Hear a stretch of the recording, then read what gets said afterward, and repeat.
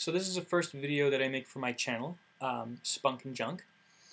And I just thought that I'd talk about a story in the news, because if I were to break a champagne bottle over my laptop, it might actually be bad for it, with the broken glass and the carbonated fluid inside the keyboard.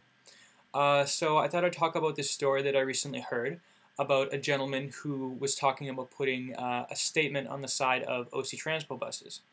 Now, normally it wouldn't be that bad because it's such an effective form of advertising, right? Except for, he says, there probably is no God, so stop worrying and live your life.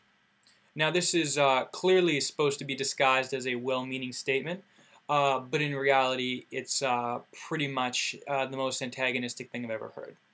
Because it's telling people, particularly Christians or people in the Judeo-Christian belief system, that their entire lives are lies, and if you find any comfort at all in your religion, then you're probably mildly retarded.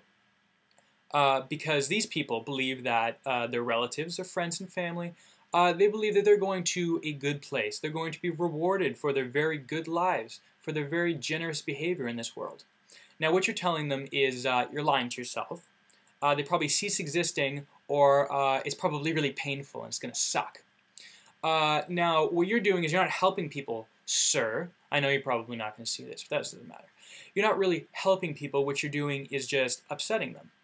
Now, I completely believe in freedom of speech. I think that's a right that everybody should have, except for if you're trying to upset people, then, well, isn't that just wrong? Like, really, you're trying to help people that you say are foolish. So why don't you just let them do their own thing, talk to your friends, your atheist friends presumably, about how you're smarter than everybody else, like you've been convincing yourself for centuries. Not yourself, because you're probably not centuries old, unless you're a Highlander, in which case I'd like to meet you.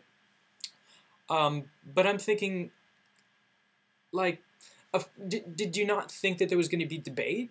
Did you not think that people were going to be upset by this statement? Because most people in the city, I don't want to say they're naive, but they'll pretty much get pissed off for anything.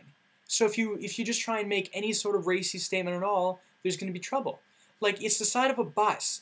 To a certain extent, maybe that's where stuff like that belongs, because it's a statement that has very little validity to it, because it's not something you can prove. By saying probably, yeah, if you say there probably is no God, you're going to be right no matter what. So congratulations, sir, you are the smartest person in Ottawa, but everybody else thinks you're a douchebag.